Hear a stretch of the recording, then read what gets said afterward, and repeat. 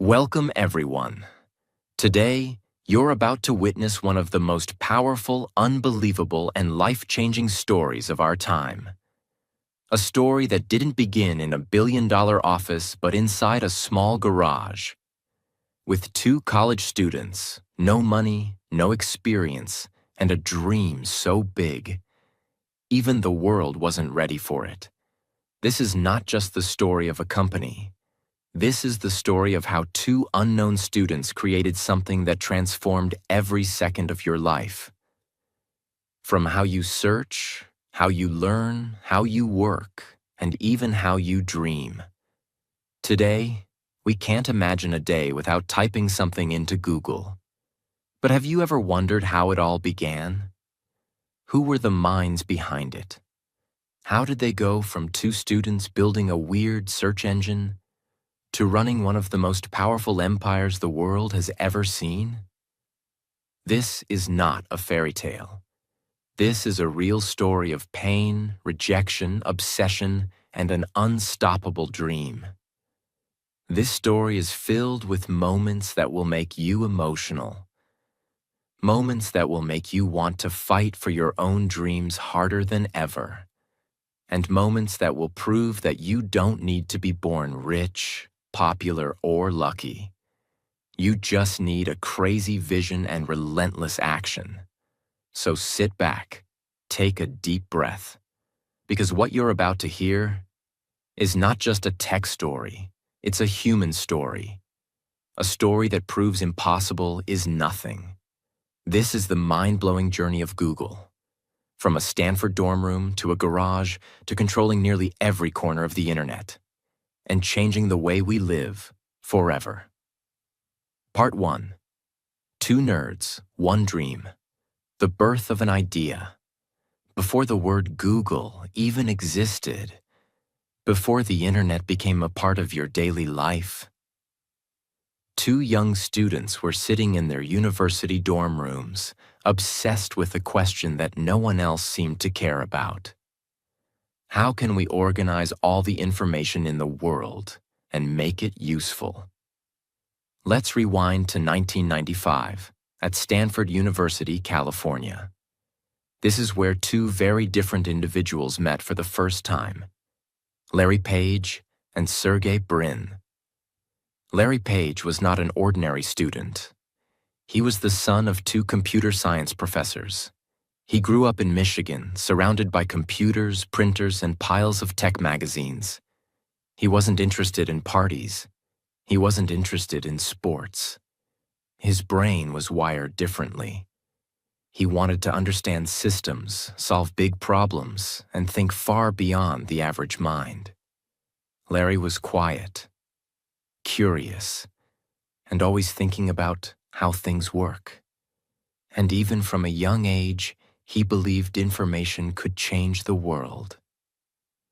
If only we could organize it properly. Sergey Brin was born in Moscow, Russia, and moved to the United States when he was just 6 years old. His family escaped communist oppression so they could live in a free country. His father was a mathematician. His mother was a NASA scientist. From a very young age, Sergey was surrounded by logic, discipline, and high expectations. But Sergey had a rebellious mind. He wasn't afraid to challenge ideas or speak up. He was sharp, witty, bold, and full of energy. So when Larry met Sergey at Stanford, they didn't like each other at first. Yes, that's the truth. They argued in almost every conversation. Different personalities, different styles, but the same curiosity. Both of them were obsessed with the power of information. Back in the 90s, the internet was growing fast, but it was chaotic. There were websites, but no good way to find the right one. You'd type something and get 100 useless results. Search engines like Alta Vista, Lycos, and Yahoo existed. But they were not accurate. They didn't understand which page was actually the best.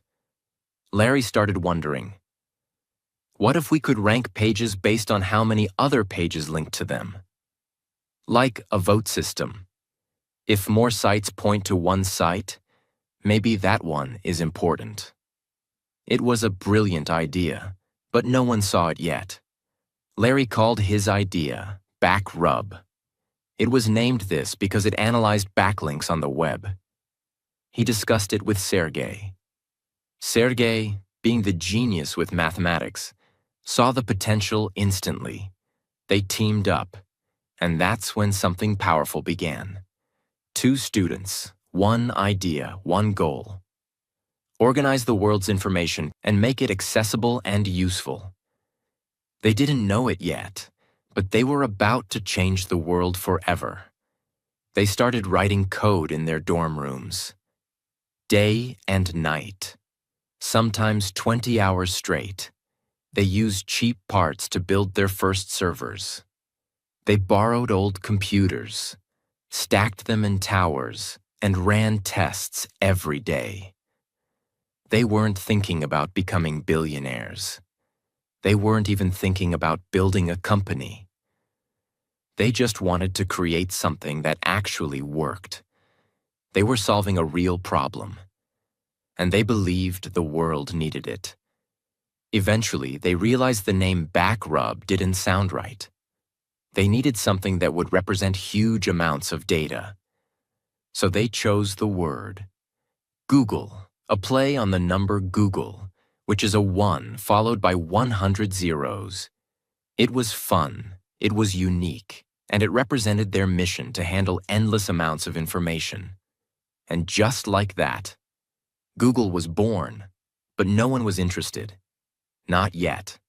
They pitched it to Yahoo, to Excite, to tech investors. Everyone rejected them. Some laughed. Some said, search is not a business. Why waste your time? Some said, this will never work. You're just students. Larry and Sergey were crushed. But they didn't stop, because the fire inside them was bigger than the noise around them. They believed in their idea more than the world doubted it. And that belief, that obsession, is what gave birth to the greatest tech empire in history. Part 2. Built in a garage, rejected by giants. But they never gave up. Larry Page and Sergey Brin had created something revolutionary. Google, a search engine that could actually understand which websites were valuable. But here's the truth. Most people don't know. Having a great product is not enough. If no one believes in you, no one funds you, and no one gives you a chance, you are just a genius with an idea collecting dust. That's exactly what happened. They had a working product, but no money, no company, no office, no employees, and worse, they had no one who believed in them. So now began the real war. The war of convincing people to give them a shot. Larry and Sergey started doing everything they could to raise money. They pitched Google to Yahoo. Yahoo said, "We're not interested in search right now. People don't want to find things. They want to stay on our homepage longer." Translation: Yahoo wanted to distract users, not help them leave quickly by giving fast answers. They didn't understand that fast, clean search was the future. Rejected. Then they went to Excite, another popular company at that time. Excite's CEO looked at Google and admitted, "Yes, it's good. Yes, it's better than what we have. But still," he said no. Rejected again. Over and over, they kept hearing the same answers. Search engines don't make money. You can't build a business on that. You're just 2 students. What do you know about business? They weren't just rejected. They were ignored, disrespected, underestimated. Every door was closed. But they didn't stop. Because when the world slams the door on your face, you have 2 choices: cry and quit, or build your own door and walk through it. They chose the second one. In 1998, something unexpected happened. One man, Andy Bechtolsheim, the co-founder of Sun Microsystems, agreed to meet Larry and Sergey early in the morning. They showed him a demo of Google on the Stanford campus, outside, on a picnic table. He didn't ask for a fancy business plan. He didn't wait for perfection.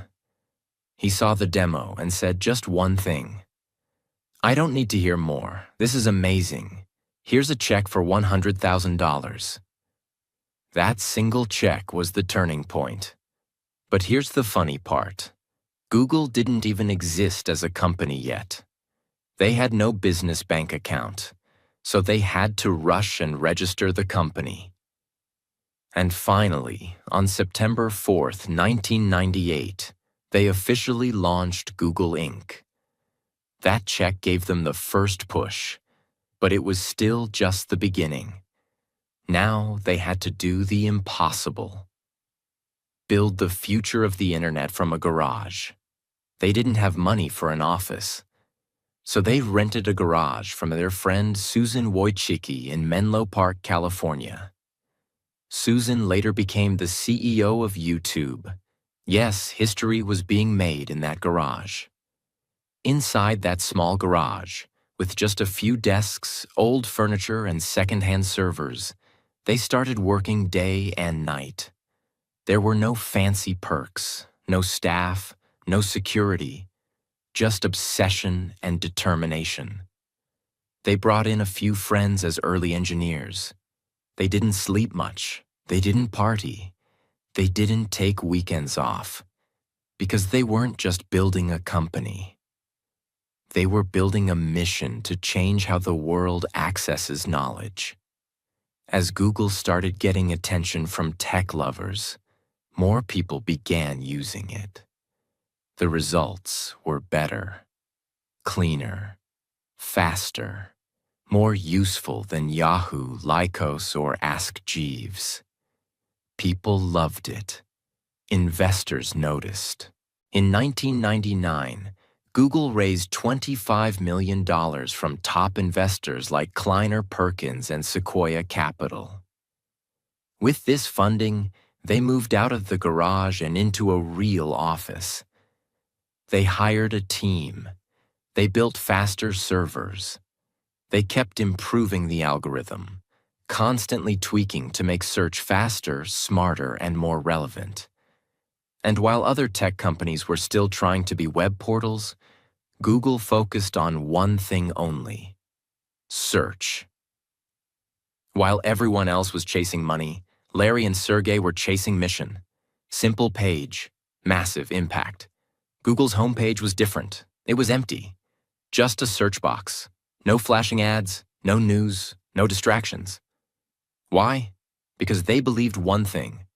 The best design is no design. People come here to find answers. Let's help them. Fast. That user-first mindset became their secret weapon. And soon, Google was exploding in popularity. By 2000, they were processing over 18 million searches per day. By 2001, that number jumped to over 100 million. But here's what made it special. They still didn't run big banner ads. They didn't sell user data. They kept their values clear: speed, simplicity, truthful results, and people trusted them. But every company, no matter how great the mission, needs to make money. So in 2000, Google introduced AdWords, a system that allowed businesses to show small text ads related to what people were searching. If you searched "buy shoes," you'd see a small ad for a shoe store.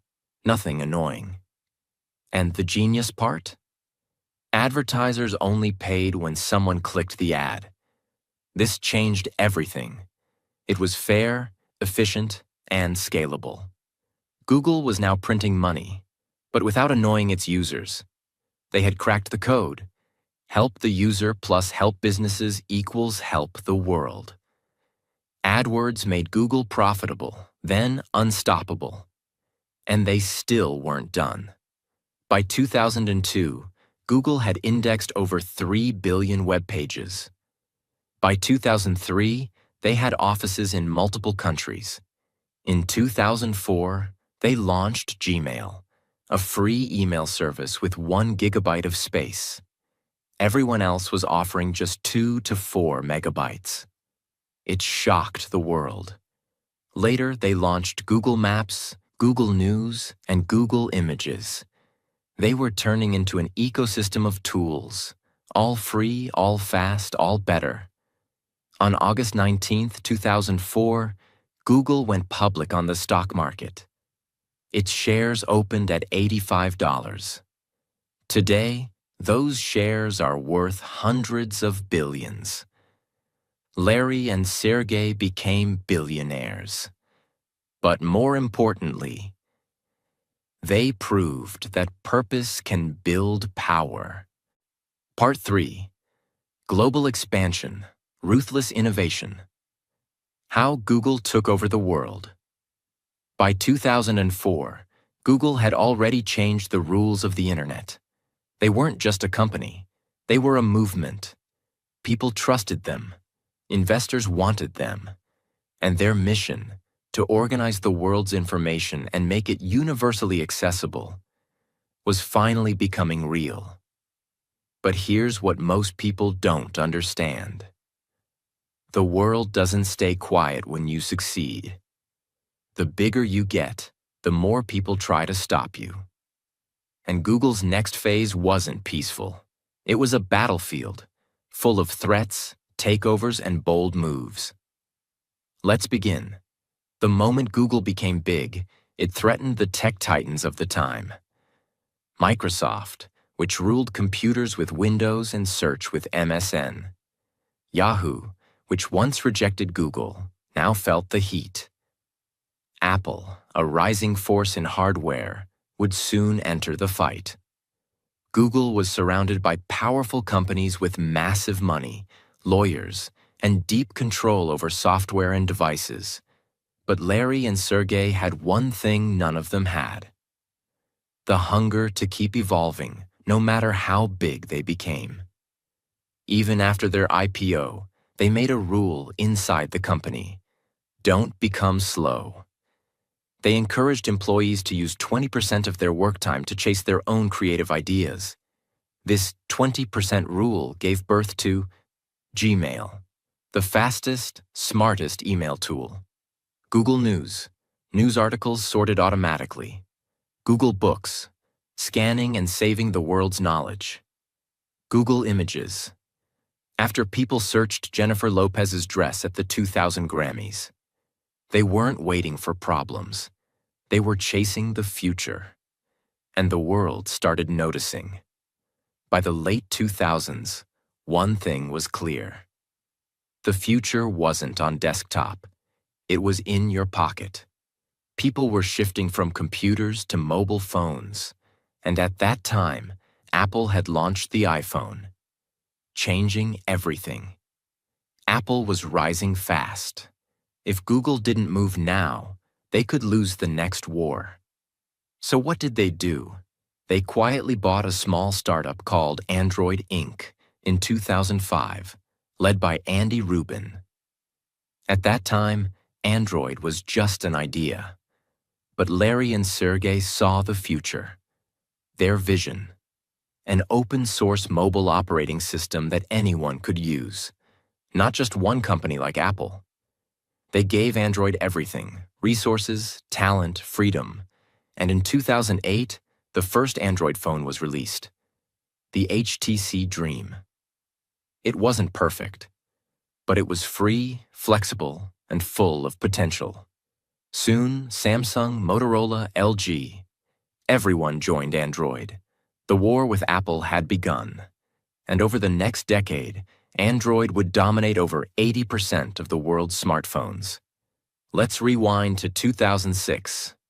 Two friends, Steve Chen and Chad Hurley, had created a simple platform where users could upload videos. It was fun, casual, and new. The site? YouTube. It was growing fast, too fast. Google saw this as both a threat and an opportunity. So what did they do? They bought YouTube for $1.65 billion. in less than 2 years after its creation. At the time, people thought Google was crazy, but they weren't. Today, YouTube is the second most visited website in the world, after Google itself. And it's not just entertainment, it's education, business, art, and global culture. Meanwhile, Google didn't stop building. They launched Google Maps, allowing you to explore the world in real time. Google Earth, giving you satellite views of any place on the planet. Google Translate, breaking language barriers. Google Drive, storing your documents in the cloud. Google Docs, replacing Microsoft Word for millions. Chrome, a lightning-fast browser that became #1 in the world. Every tool was faster, cleaner, smarter, free. They weren't just solving problems. They were reprogramming modern life. What about the money? While all these tools were free, Google was still making billions. How? Their main engine. AdWords, now rebranded as Google Ads. Every business wanted to be visible on Google, and Google gave them the power to target the right user at the right time. From small stores to giant corporations, everyone paid Google. And this advertising engine powered all their free tools. It was a perfect system. Help the user. Trust increases. Help the advertiser. Profits increase. Keep the mission pure. Grow forever. Most companies stop when they're successful. But Larry and Sergey built a secretive division called X, also known as the Moonshot Factory. Their goal? Solve the world's hardest problems using radical technologies. Projects from X include self-driving cars, Waymo, internet from high-altitude balloons, Loon, smart contact lenses for measuring glucose, Google Glass, augmented reality glasses. Some failed, some succeeded, but that wasn't the point. Google kept its soul as a search engine, but its brain as a lab. Success always brings responsibility, and Google had its share of criticisms, privacy concerns. Is Google watching us? Accusations of monopoly. Is Google too powerful? Fines from the EU? Billions for breaking antitrust laws. Censorship debates. What should be shown and what should be removed? Employee protests. Ethical concerns about working with governments and military projects. These weren't just technical problems. They were moral battles. And Google had to evolve not just as a company, but as a global citizen. To respond to growing pressure, in 2015, Google restructured itself. They created a new parent company, Alphabet Incorporated. Now Google was just one part of a bigger vision. Under Alphabet were Google, YouTube, Android, Waymo, DeepMind, AI Lab, Calico, Life Extension Research, Verily, Healthcare. Alphabet gave them flexibility, focus, and future readiness. AI, the next revolution. In the last decade, Google made another bold move. Bet everything on artificial intelligence. They acquired DeepMind, one of the world's most advanced AI companies.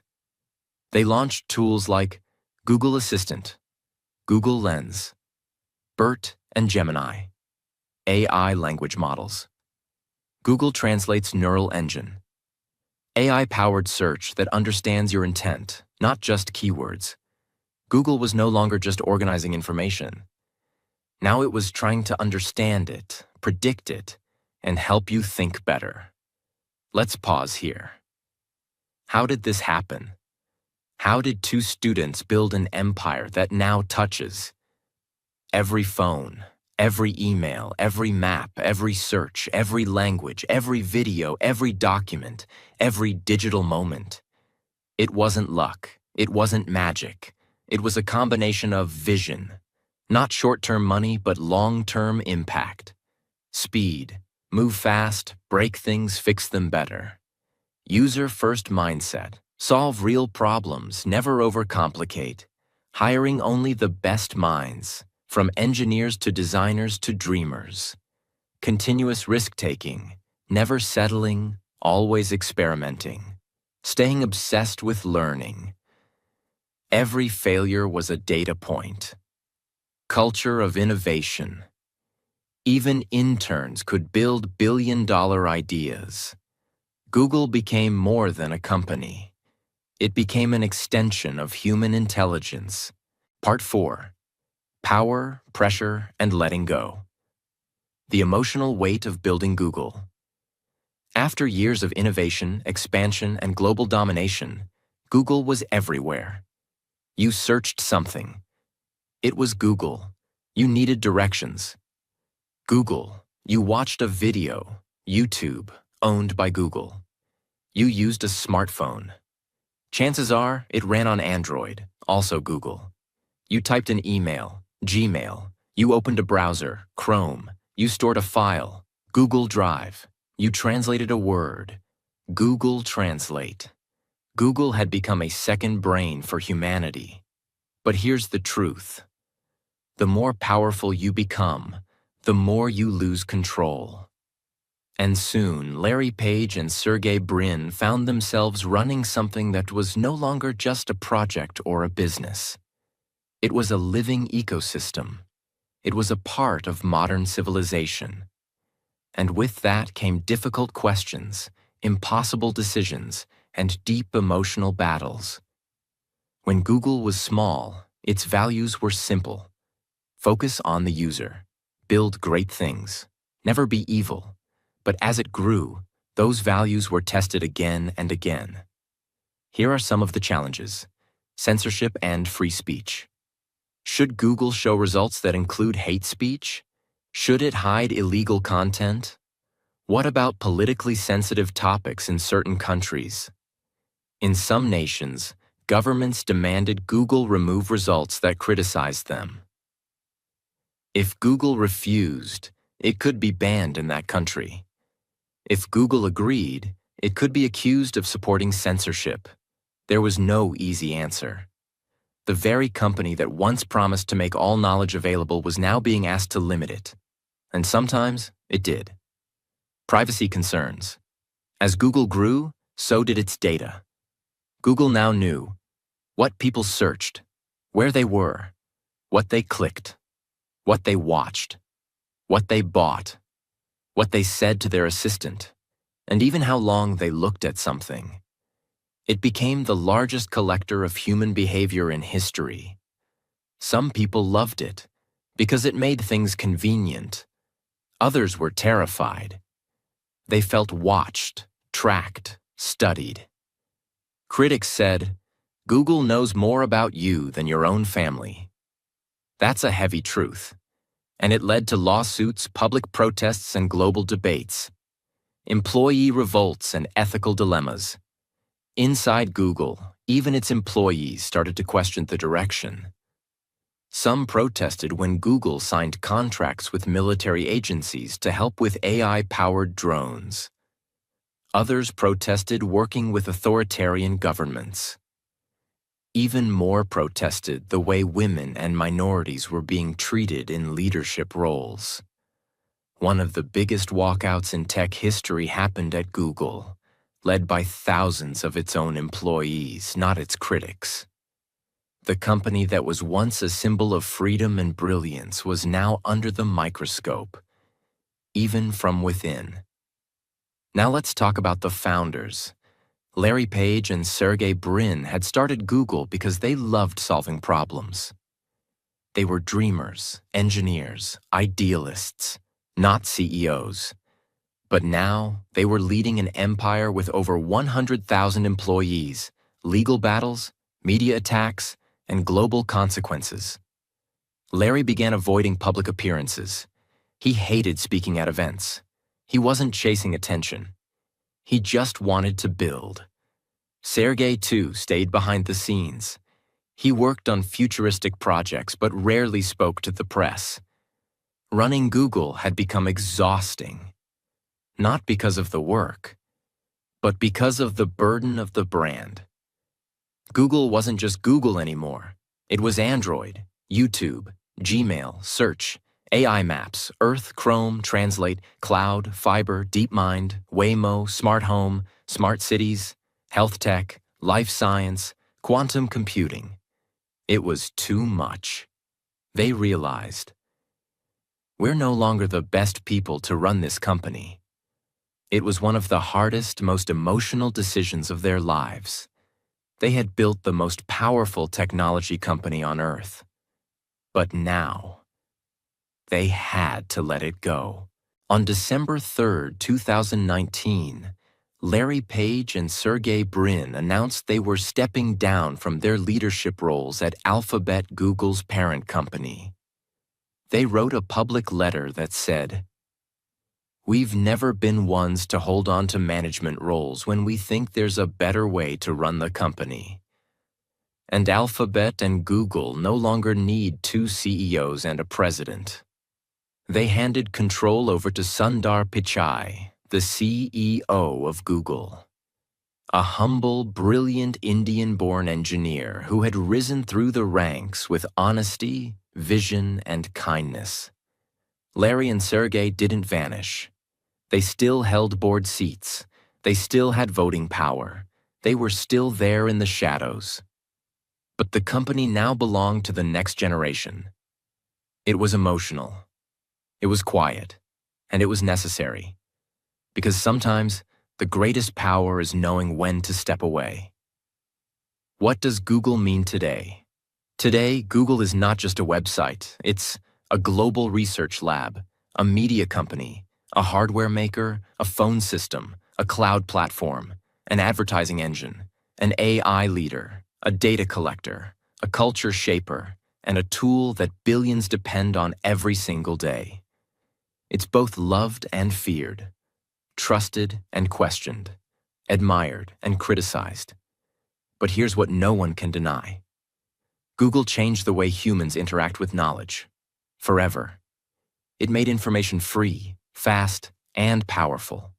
It connected the world. It gave small businesses a chance. It gave learners access to answers. It gave creators a platform. It gave dreamers the tools to build. It empowered the entire digital revolution. Let's pause here and be honest. This is not just a story about a tech company. This is a story about what happens when you refuse to stop at ordinary, when you take a problem everyone ignores, and you solve it better than anyone thought possible. When you chase your obsession, even when the world laughs. When you keep your values in focus, even as the world tempts you with shortcuts. When you build for others, not just for money. Larry and Sergey didn't start with millions. They started with questions. They didn't chase fame. They chased truth. And even when they became billionaires, they still wanted to invent, explore, and evolve, not just manage. The world needs dreamers like that. Part 5. Legacy, Impact, and the Truth Behind Google's Global Power. As Larry Page and Sergey Brin stepped back from their leadership roles, a new era had begun. Google was no longer a startup or even a corporation. It was now something else entirely. A digital force that shapes how billions of people think, learn, earn, and live. This part is not about what Google built. It's about what it changed forever. And it's about what this story means for you. Because if we miss that, then we've missed everything. The impact on the world, education, economy, and access. Before Google, knowledge was locked in books, locked in libraries, locked in universities, locked behind money, borders, and power. But Google changed that. It gave every human being a key to unlock knowledge. Instantly. A child in a small village without school can now search anything. A young girl who can't afford college can learn computer science on her phone. A poor entrepreneur with no business degree can watch videos, read blogs, and build something from scratch.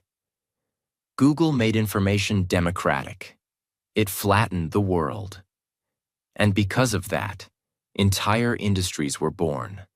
The YouTube creator economy, the Google Ads business empire, online courses, websites, e-commerce, influencer marketing, remote jobs, digital freelancers, small businesses ranking in search and growing without physical stores.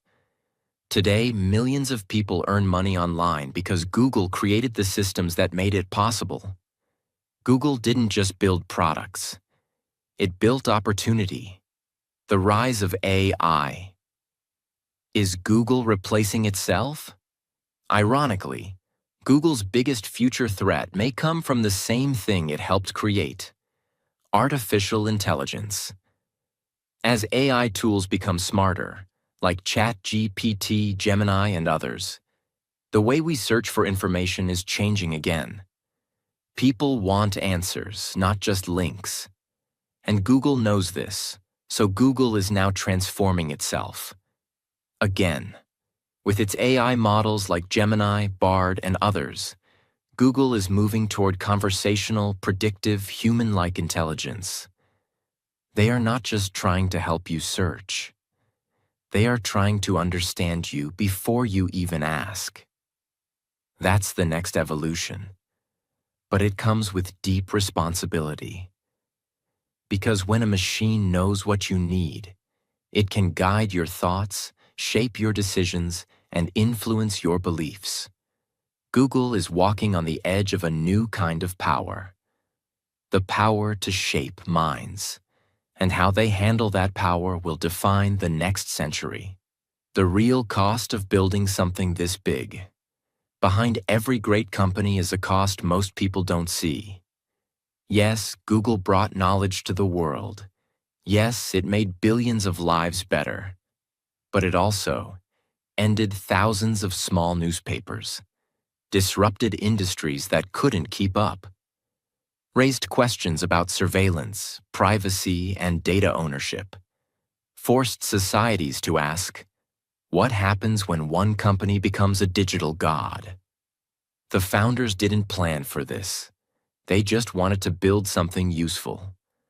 But now the world they helped create is far bigger, more complicated, and more fragile than anyone imagined. And this is where we come to you. What this story teaches you, even if you never work in tech.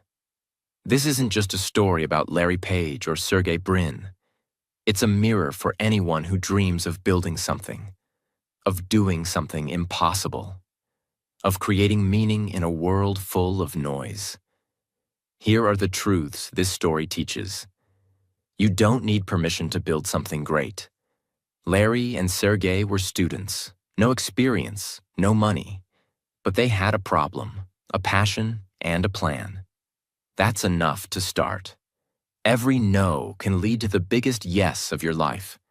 Yahoo rejected them. Excite rejected them. Investors laughed, but they kept building. Because the world doesn't believe until you make it undeniable. Focus on the problem, not on the prize. They weren't chasing money. They were obsessed with making search better. When you solve real problems, the world will come to you. Grow fast, but stay honest. Even as they expanded, Google kept asking, what's best for the user?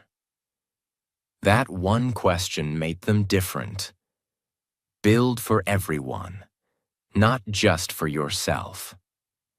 From the beginning, Google's tools were free, accessible, open, global.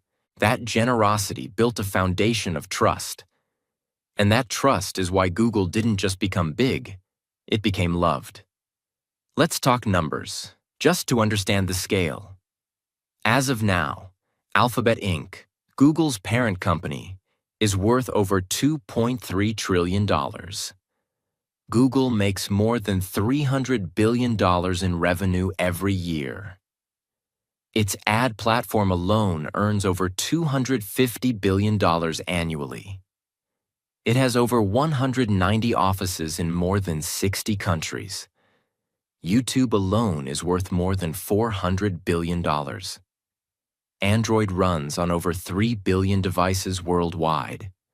Google Search handles over 8.5 billion searches every single day. Let that sink in.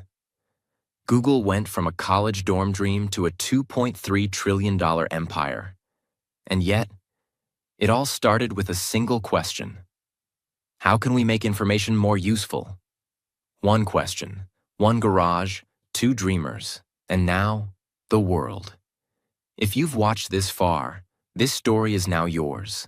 The world today is full of distraction, laziness, fear, and comfort. But Google's journey proves something powerful. You don't need to be rich, famous, connected, or perfect. You just need a mission so powerful that it pulls you forward, even when the world is pushing you down. You need the courage to begin when no one believes in you.